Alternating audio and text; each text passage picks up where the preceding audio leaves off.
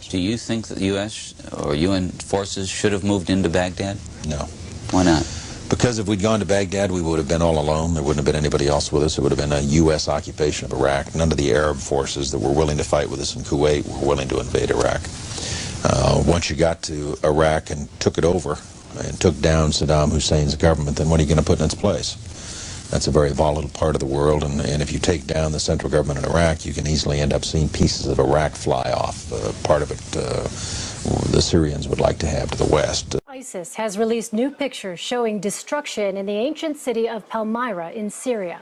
The photos show the terror group blowing up a temple within the UNESCO World Heritage Site.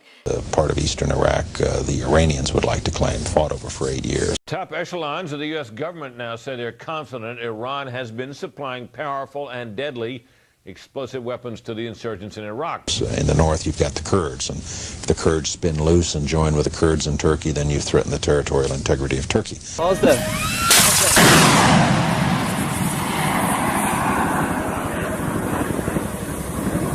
Kat, Cobra Kat, Cobra Kat. Saat خوش. Saat خوش.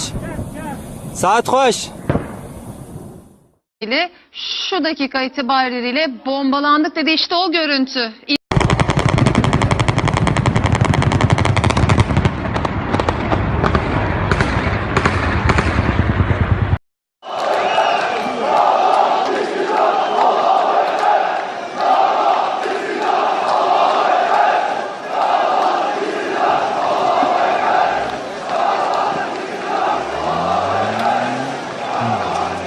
It's a quagmire if you go that far and try to take over Iraq.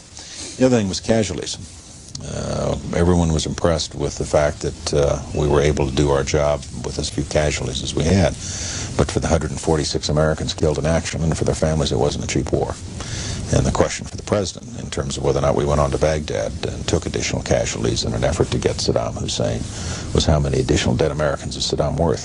And our judgment was not very many, and I think we got it right.